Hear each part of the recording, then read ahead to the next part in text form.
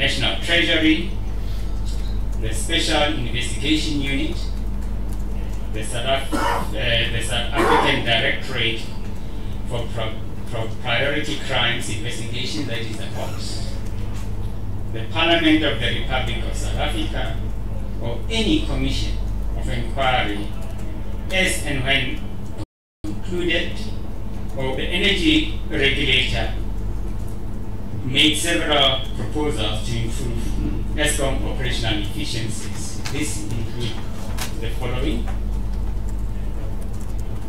To improve operational efficiency, the energy regulator is going to suggest that Eskom reduce costs and provide a plan within 6 months on cutting costs and cost-cutting and other cost-cutting measures. Reduce unplanned outages and trips, reduce water usage, and develop a maintenance plan showing how it will execute maintenance. In the next area, Eskom should provide the energy availability factor, should improve the energy availability factor by reducing unplanned capacity loss factor, UCLF, and effectively executing planned outages. And the next item, Eskom should reduce the frequency of load shedding and provide plans on how security of supply will be assured. And then the next one, Eskom should submit the details of units and plants that severely or adversely affect the energy availability factor, and put plans in place to address this within 4 months of the decision. And the next one, Eskom should submit detailed plans on repairing major defects and design failures in the new build plant, that is Medupi and Kusile, and reduce trips and other operational inefficiencies in these plants. And next, Eskom should consider the reduction, adjustment to the regulatory asset-based value following the removal of plants or units that are in an inoperable state and those that are in cold storage. And those that have been offline for 2 years because they require significant refurbishment and equipment replacement, and are new but have to be re-rated based on performance, operational inefficiencies, and major design failures. Ladies and gentlemen, our challenge has been and still remains regulating the energy industry in a manner that balances the interest of energy producers on the one hand and those of consumers on the other hand. This is never an easy task, for inevitably it is influenced by the greater economic environment, both local and internationally, and as directed by the policy environment of government. The energy regulator appreciates stakeholder participation in the decision-making process of the two applications, and would like to thank all individuals and organizations for their valuable comments and input. We thank you. Thank you, Chairperson Smalise. Colleagues, it's time to ask the questions and the panel will respond. I must indicate that the statement will be distributed, so the colleagues are busy putting it together for distribution. Before you ask, the question, if you could please introduce yourself and the media house, you're representing. We'll take the first round of 4 questions, and then the panel will respond, and then we'll take another second, third, and if possible, 4th round.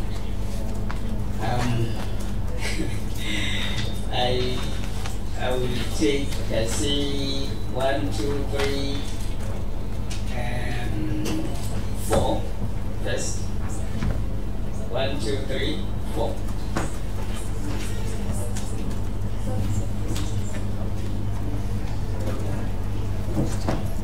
John Bailey from ENCA. Why did it take you so long to make this decision, especially with this postponement as well? Was it such a tough decision?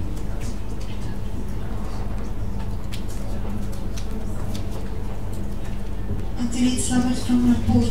Mr. Modisi, could you take us through the major items that were disallowed and just to give what it was that was disallowed and the extent of the disallowment on that item, please? Terence Cream, Engineer News. I just wanted to clarify the increase for 2019-20 that you announced, 9.41, that is exclusive of the RCA that's already been approved. Therefore, would the increase correctly be 13.82% for next year? Secondly, for this year, April 1. Secondly, on the RCA year 5 liquidation, I might have missed it, but did you say when that would be liquidated? If not, can you give us some time frame on that? And then finally, on the investigation that you're going to launch into trying to quantify some of these issues around capital costs, around governance failing costs, etc. Can you give us some time frame and what mechanism you'll be using to do those investigations? Thank you. Hi, Paul Brooker with Bloomberg News. Mr. Modisi, just to basically the same question as Terence, if you could give the 3 years with the RCA in percentages.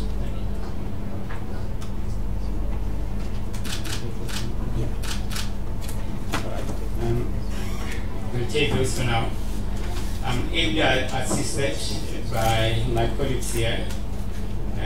As I said, Ms. Maseti chairs the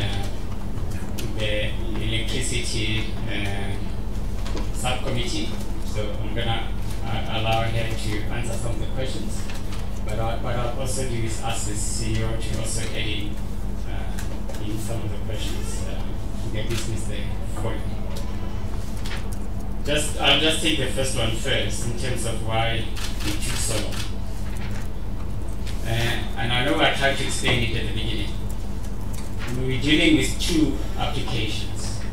One is an RCA, and another one is MYPD 4 for 3 years.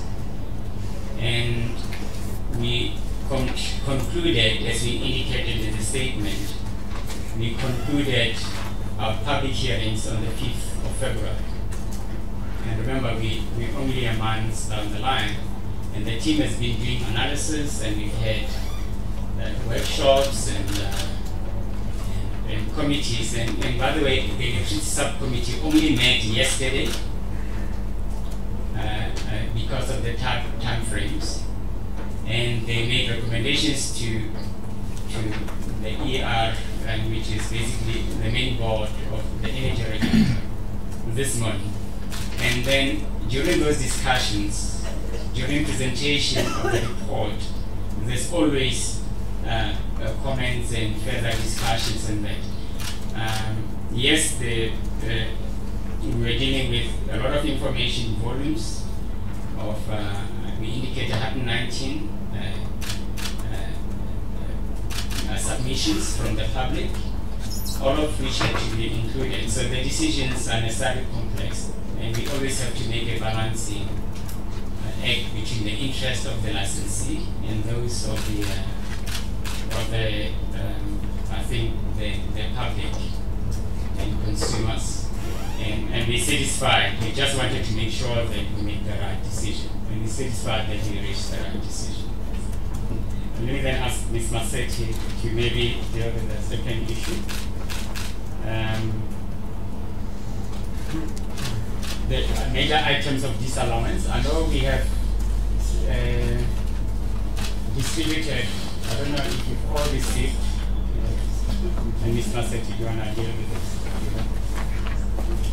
Thank you, Mr. Modise. Maybe just to add also on the first question, to indicate that it has not been an easy exercise to the extent that there is some information that we would have loved to have before the decision so that we can enhance our robustness in verifying the cost that Eskom has requested, particularly on the RCA as well as the MYPD4. You will recall that even during the public hearings, Eskom has shown the energy regulator during the public hearings that there are units that did not contribute to the service, and some of those units are currently in an inoperable state. And some of the units are on quite reserve, and there are some units that are going to reach the dead stop. So we also requested Eskom then to make sure that in the RAB that it has provided to the energy regulator, that it must revise that RAB and take out values that are associated with those units. That information has not been forthcoming, and we still have not received it. Which is what also informs some of the decisions that or some of the paragraphs that we included in the decision, that we will do some further prudency assessments, some audits and all of that, and also do an independent evaluation of the RAB. So those are some of the things that inform these kind of decisions that we are taking today. But the other thing, particularly on the RCA, is the fact that Eskom has also maintained that its costs are made up of 70% fixed cost and then 30% variable cost. But there is no information or audited figures to support that submission. So it's one of those things, even when we take the decision that we are taking today to allow them to recover about just above 3 billion from the RCA, we still note two things. One being the assets that contributed to the service, or those that were in use in 2017-18. So that must still be checked thoroughly in terms of the audited figures. So we must also keep that in mind. But secondly, still, we know that they have already admitted that there are certain costs that are related to governance failures when it comes to procurement and code. So that also tells you that we will still be in a position to make certain adjustments if there's a need to do so, as Eskom has also undertook to come back to the energy regulator and provide the quantification of those costs. So those were some of the things that were not forthcoming and also make it the exercise quite difficult. But in terms of the RCA, what has been disallowed, really the big adjustment, it is also on the sales revenue itself. So there's a very huge adjustment that we've made there on the sales revenue. On the primary energy costs as well, we have made some adjustments as well. And then the other adjustment that informed this decision is on the capital expenditure, the CISA, if I may put it that way. And then the last adjustment that we made relates to the 1 billion that Eskom requested the energy regulator to also consider in this decision from the McKinsey contract. I think those are the main ones that we adjusted to arrive at the figure of 3.8 billion. And then the next question related to the increase for the 1 year, if you include the RCA, and you want to deal with it, maybe as Ms. Masetti deals with this, let me just reconfirm what I said. The energy regulator has not made a decision on the liquidation of the last year, that is the last year of the RCA. So that decision is still going to come. Or did I say the last year of MYPD 3? That decision is still going to be made. Suffices to say, though, and because our meetings are public and the decision has already been made, Terence, I don't know if you, just to deal with that second one first. There's always a 2-year lag now in relation to the RCA, and the reason we have the 2-year lag for the RCA, and that applies to the decision on the last year of the RCA. The reason for the 2-year lag is we needed to go align ourselves to the NMMA, the Municipal Management Finance Act, the requirements that are needed for I think Eskom and municipalities to make adjustment in the tariff. And we've always asked the Minister of Finance to, I think, allow us to not follow some of the timelines. But I think as a balancing act, we actually had decided that there will be a 2-year lag. So in effect, for the one financial year, it's going to be the RCA decisions that we made previously, plus this one. Ms. Masati, do you like to add? Chairperson, I think you've responded on the timelines around the liquidation. We have not made a decision on that, but when we make a decision, we have to consider the recent decision taken by the energy regulator in December of 2018 with regards to the timeline. So I think you've responded to that. But I think the other question from Terence was about just to confirm what the increase is going to be. I think pretty much around the 13.81, because it will take into account the 4.4% that was approved last year in June by the energy regulator. Yes, it will be around that figure percentage. And then the question from Paul, would you like to handle it, Ms. Maseti? The investigations, and perhaps also if you can add this follow-up. With regards to the investigations, we've made it clear at the energy regulator that even though we make reference to work that is being done by other enforcement agencies that have the mandate to investigate corruption and as well as fraud, which as the energy regulator we do not have that mandate, as we are just an administrative body. We will not wait for the findings of those enforcement agencies. We will then be in a position at any given point in time to initiate our own investigation in terms of Section 4 of the Electricity Regulations Act, which mandates the energy regulator to conduct investigation or inquiries into the activities of the licensee.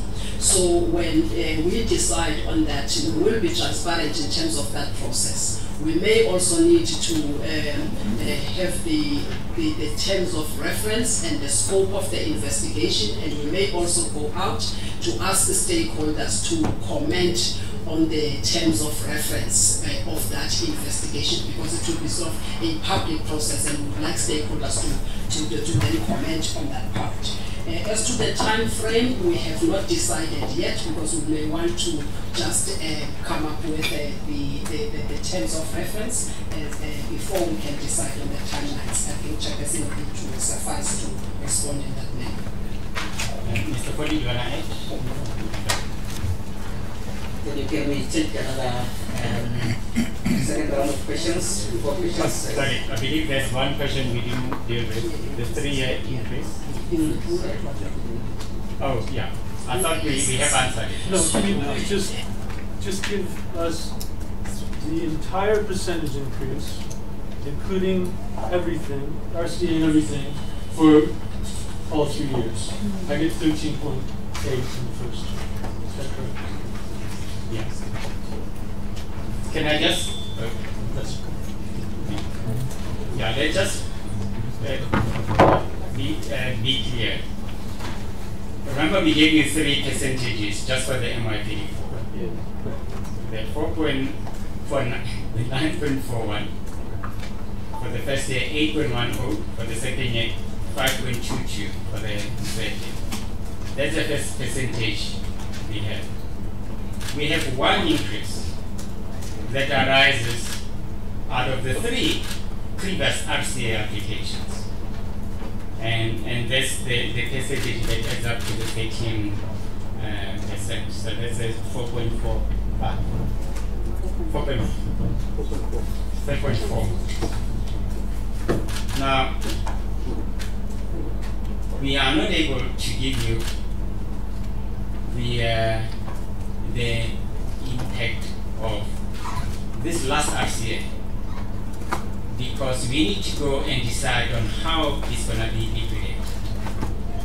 Whether it's going to be liquidated over a single year or 2 years or 3 years. So as things stand, the only figure where you're getting a double-digit increase is in the first year. And then is going back to the 8.1 and the 5.2. And only after the energy regulator has made a decision on the RCA liquidation will we then have the impact of the remaining period of the 3 years. Does it help? Okay. Let's take another round of 4 questions. Recognize you. You. Internet. Okay. Last one. And okay. You, Chris. Good afternoon. Chris Yellens from EE Publishers here.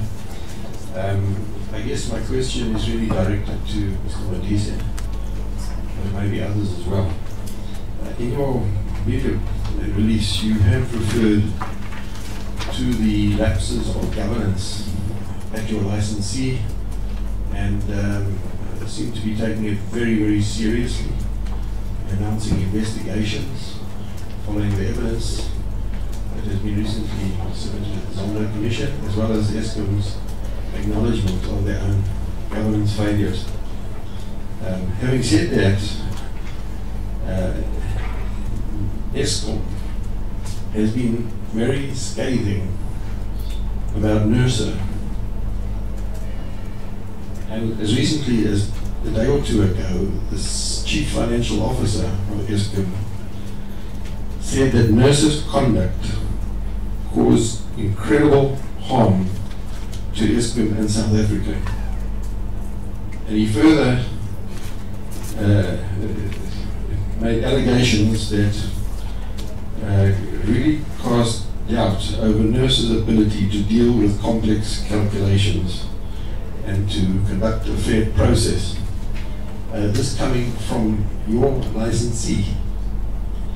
I wonder if you could please give us and the public of South Africa an assurance of your capabilities and ability to perform your function as a regulator, because if these statements by your licensee go unchallenged, I think it puts questions in the minds of the citizens of South Africa as to this entire process. Thank you.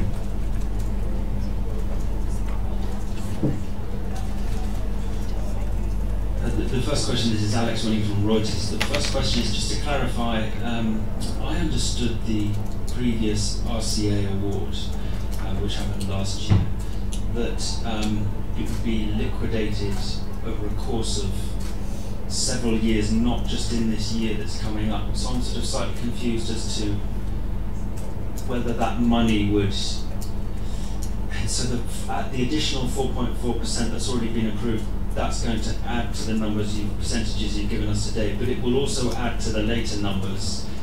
And then at a later date, you will then decide about the latest RCA application, and that may or may not add to those numbers in these periods. Just to clarify, that's what's going on, that the previous RCA is spread over several, I think is it 4 years, starting from the financial year that's just about to start.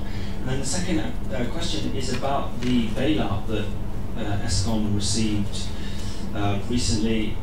When the Treasury announced the budget, they said that they're going to inject 23 billion rand a year, every year for 3 years, possibly for 10 years, although that's not clear. Did you factor that into your decision making today? And did you, in effect, deduct 23 billion from each year of the 3 years you're assessing as part of MYPD4, because Eskom will get that money and it will contribute, depending on how it's structured, it could contribute to its revenue. Thank you.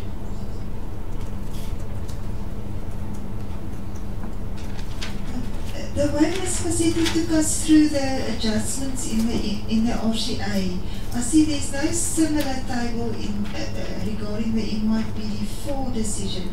But are you able to help us with this, to understand which adjustments were also made for MYPD4, please?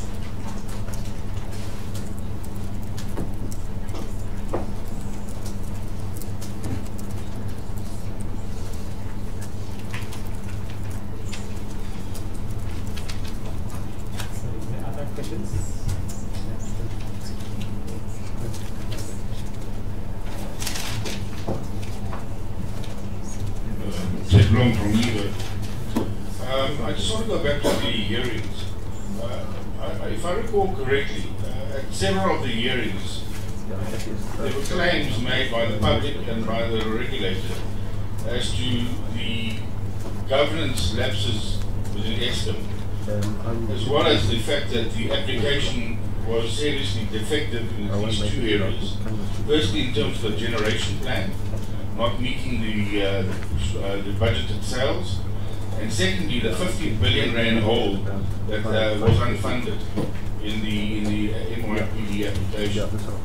Now, I'm struggling to reconcile in my mind how one treats a defective application and then adds a whole lot of conditional issues after you've made the decision. I would have thought that we were in a mature adult relationship between the regulator and the licensee. We would say to the licensee, you don't get any increase until you fix up your act.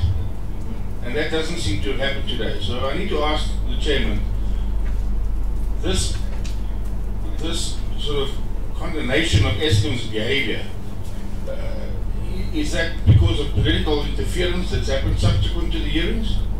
Or is it because we are treating Eskom with kid gloves? Thank you. I think that the panel is on. Yeah, I just want to just put it my way in case I'm wrong. But then, my name is Tanya from the Mail and Guardian. I just want to understand all these points where you say you'll be doing certain investigations and conducting your own reviews, and then adjustments will be made. That means that these are not the final numbers for Nersa's tariff increase. I just want to understand that. Right. I think with the first question first, I do want to respond, but let me first give the full-time regulator member responsible for electricity the opportunity, and then I will respond first. Oh no, this is the one relating to, I think, the scathing, as you said, the scathing statements made by Eskom relating against Nersa, saying it causes harm to the economy, in case they're casting doubt on our ability to deal with complex issues like this. And then Yeah, you want to first deal with that. And basically what Chris is asking is whether, just to give assurance on our abilities. All right. I think I will say that it is an unfortunate statement or perception, which is something that I think stakeholders out there always try and avoid casting doubts over any regulator or authority, and try to put out there a negative perception over the work of the regulatory authority. Because when you do that, you try and sort of put some intimidation on the work of the regulator simply because things do not suit you. And as a regulator, it is the nature of our job that when we do what we have to do, we don't do it because we represent Eskom. We don't represent Eskom. Our mandate is very clear that we balance the interest of various stakeholders, the public, as well as the South African economy at large. And yes, we need to also consider sustainability of Eskom. So if Eskom has come up with figures, we have to use the standard that we use, the standard of efficiency, but in addition to that, prudence. So where we found that the figures that they presented to us are not standards that, or the figures are not in line with the standard of prudence, and they are not operating in an efficient manner, which is out there, the evidence is there, and in fact themselves, they had put it forward when they offered an apology. So I say it is really unfortunate, but the skills here at Nersa that were there even in the previous determinations are still there, and the team that does the work, not just from the management side of things, that team, it is still there and is still doing the work. So there is no doubt that Nersa still has the skills and is conducting its business maybe in a much more rigorous manner. And if Eskom was always feeling that they are comfortable, that the regulator will agree with them, it is unfortunate that our due diligence is much more strengthened, and therefore we will do what is right. Before we allow for compensation, we'll make sure that there's good performance. We'll make sure that there's accountability, and that is what drives our process, and the skills are there, and we're doing our work, not to necessarily please Eskom, but just to make sure that we follow our legislation, but ensure that we will be reasonable, and we'll make sure that Eskom is operated in an efficient manner for the benefit of the South African economy. Maybe let me ask the CEO to also comment on the capabilities within Nersa. CEO. Thanks, John. I'm not sure if Chris being a bit naughty, quoting from the affidavit Eskom filed in terms of opposing our last decisions that we made. But yeah, there are unfortunate statements, and I think we're quite clear that we believe we have the capabilities.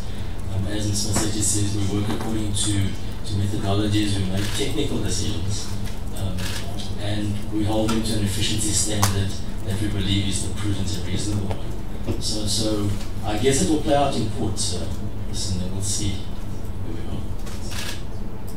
And perhaps let me just add my final word on this, and I'm happy my colleagues who are full-time at Nersa have now confirmed this. I think we reject these assertions unreservedly. And I think from the board point of view, we're proud of the team that we had. They have done some sterling work over the years. And we've been independent. And I think it's often because of the independence, when you can never satisfy everybody. I promise you, even the increase that we've allocated, there will always be criticism, and it's when we do our work properly that we get criticized on both sides. Then we know that we are actually achieving a balance. So we just like to assure the public that the work that Nersa is doing is in fact intended to not only protect the interests of licensees, but also the South African economy and the South African public. So So those allegations are rejected unreservedly. Now, perhaps if you deal with Alex's question, you want to deal with it, or should you want me to deal with it? Oh, okay, you want to answer? Yeah, I think in relation to the lapses in governance, Chris, we take it very seriously. And one of the things that we will do is, as and when further evidence comes out, we will make adjustments. And I know it's another question that was asked. We've already made one relating to McKinsey in the revenue application. So it's R1 billion, and we'll probably be able to make further adjustments should that amount not be adequate. But yes, to the extent that those, I think, governance lapses get quantified, the monies will recover from the South African public and business. So the South African public will not be paying for, I think, the outcome of the governance lapses. But I think the confusion, Alex, in relation to the liquidation of the previous 3-year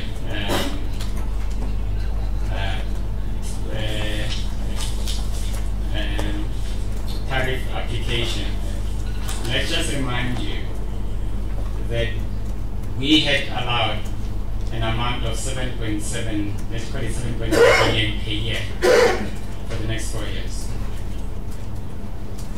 Now, remember, the reason the percentage increase only happens in the 1 year is because under normal circumstances, we would revert back had we not been giving the 7.7 billion. So the increase only happens in the first year. It gets maintained for the 3 years, for the 4 years, and then it's no longer required. So I know people often calculate it as if it's 4% every single year, and it's not. So it's almost one step change. You maintain it for 4 years, and you step down. Does it make sense? Okay, so yeah. So the step change only happens once. Step change happens in once. terms of percentage, but the revenue amount is over the 4 years.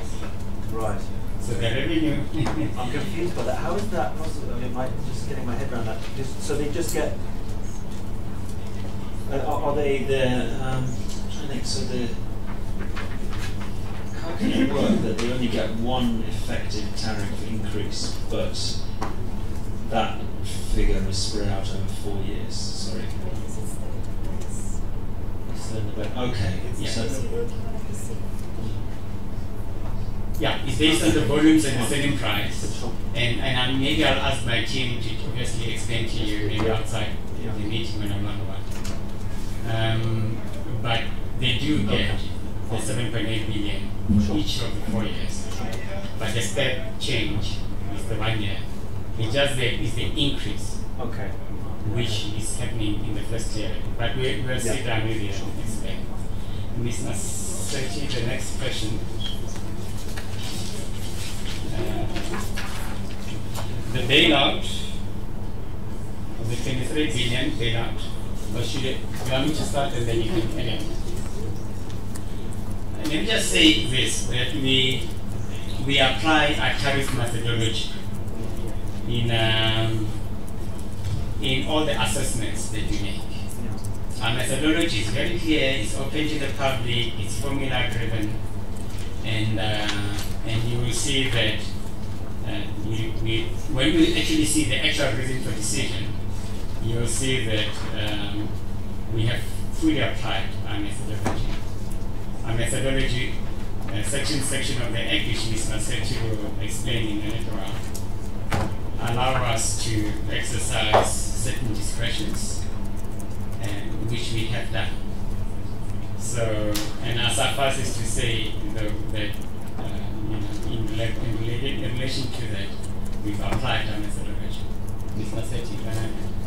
Chairperson, I think you summarized it, but I think what is important in terms of the methodology or our consideration of that equity injection was first of all to look into the methodology to the extent that it allows Nersa to exercise its reasonable judgment, and that reasonable judgment has to be exercised in relation to the returns, to make sure that the returns are not excessive, number one, and those are the words that are in the methodology, or the returns are not inadequate. Now, you will see in this decision that we have taken today, what we have done is that if you recall, Eskom has applied for the negative returns. That on its own will convey a very negative signal to the market, and particularly also given the challenges that they pointed out with regards to sourcing funding and those sort of things. So what Nersa has done, it has done its exercise and in compliance with the law, and we changed that negative returns into a positive return. So in this decision, there is a positive return for Eskom.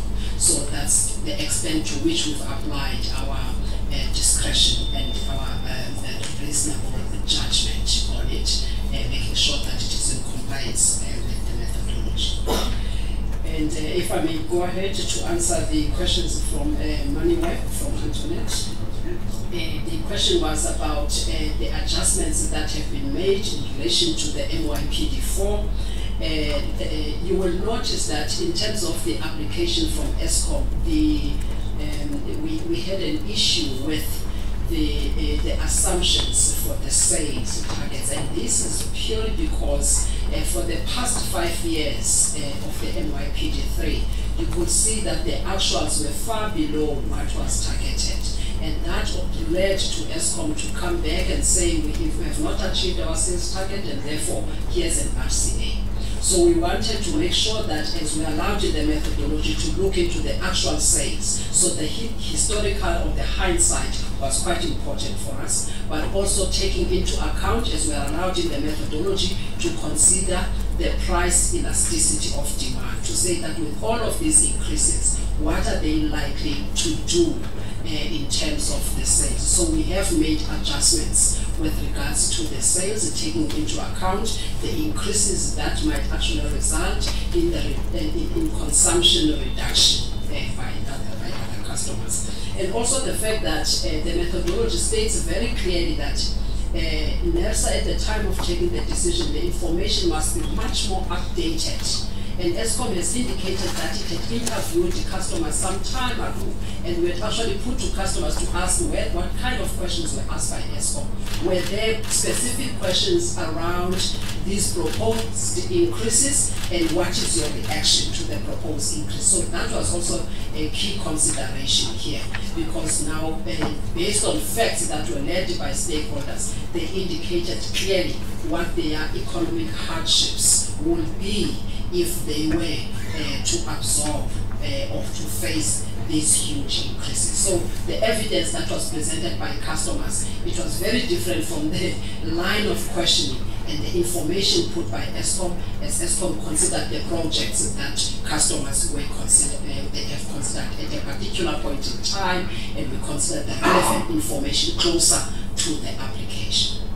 That's number one. But the other big cost in the application is around the OCGTs. You will see that they've revised even the figures further in the OCGTs, and it was a way of compensating for the lower energy availability factor and the poor plant performance. So we found that not to be appropriate, because now you are not going to use your plants in terms of your dispatching rules to dispatch the coal fleet. And if you are suffering from this side, now you go and choose your most expensive OCGTs. So we have made an adjustment in that regard, because we believe that it cannot be that when they fail on the coal plants, and it's their performance, and therefore it must be compensated by the OCGTs that are expensive, and that actually was driven by the efficiency consideration as well, because the OCGTs are quite expensive compared revert to the old ones. And then I think the others, yes, the RAB, but the RAB we have made certain adjustment, but you know it's a forward-looking.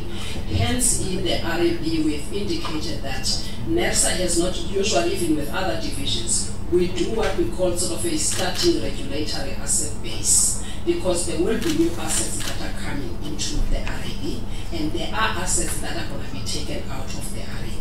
So given that, then it was quite important that we say we can adjust it to the extent that it can be adjusted, and remember that it's a forward-looking in any event. So when you allow, you are not entitling you're not saying to the licensee it is entitled, but you give them the opportunity to then earn that, but also with proof. So in our regulatory framework, we have the audits that we conduct in terms of the RRMs, the regulatory reporting manuals. So we will be able to do some audits, but also do the independent verification of the RAB, as well as the new plans as well, when we stated to Eskom that it needs to rewrite the plans, or to value the plans, taking into account the performance and the deterioration. And if you look at those things of deterioration, even in the methodology, it states clearly that once there's plant deterioration, then you need to really look into the RAB value. So all of the things that we have done, we have taken into account all the provisions of the methodology. So those are some of the key considerations and adjustments that we have made. I think, Antoinette, what we will do is at some point is and just show for each of the 3 years just a table. It definitely will be in the reason for decision. The areas will make an adjustment for each of those 3 years. And perhaps, Mr. Blom, in terms of your question, I'll start by saying this, that, and this I just want to make sure we emphasize very categorically, there is no political interference in the decisions that we make. And I think you can see by the unhappiness and the manner in which Nersa often gets castigated by, even the likes of Eskom. There's no political interference. And but let me let Ms. Maseti just deal with some of the issues that you raised. Ms. Maseti. I'm going to start off with the reference to governance failures. I think we've already touched on the issue of the governance failures. You see, the risk is when the energy regulator makes its own quantification, sometimes on things that need to be determined by enforcement agencies that have the legal mandate to pronounce on or to conduct a criminal investigation. So that's where we are, because from our side, we will have to conduct administrative investigations. So all of the costs that are associated with criminal activities and fraud, we will not have powers to do so. That's why we factor it into the decision to state that we will take some of those costs to the extent that those agencies have made certain findings, and as they come out. So they will give us some grounds to invoke our powers as well, those ones, to that extent. So it helps in that manner, because we have to separate the two investigations, the one that is administrative in nature, the other that is criminal in nature, where we don't have powers, because we don't want to leave that side of things and the cost associated with those. So from our side, it doesn't prevent us to initiate investigation at any stage, even if we initiate investigation in the next 6 months, to the extent that we developed terms of reference and we publish those terms of reference, asking stakeholders to comment on the terms of reference, so that the process is quite transparent and everybody can assist the regulator to make sure that the scoping and the forecast is quite proper. So that's the kind of thing that we are looking at. So we will not wait as such, but also want to make sure that we've got some information and we exercise our powers with caution, because that's another thing that is quite important, and we must have the grounds of exercising or invoking of our powers. So the governance failures, hence in this decision, the RCA as well as the MYPD4, we put that paragraph there to make it clearly that we will make further adjustments in the decisions that we have taken, to the extent that there's evidence that shows that some of the costs were not prudently incurred and are due to fraudulent activities. So we don't want to limit those costs, and yet the regulator did not make a good decision. There are less, and it turns out that there are more of those costs. So with regards to the application itself, unfortunately, we cannot make a case for Eskom to come up with an application for Eskom. Eskom, we've asked them to say, we don't believe the way you have done your assumptions is quite accurate. It takes into account reality. But Eskom made it clear that, this is what we have. We put it to you, you must decide based on what is before you. So they did not change their application, they put it as is, and they say decide on us. So based on what they have given us, what they have asked for, we made our own adjustments, and what we didn't believe in, and we then applied our standards.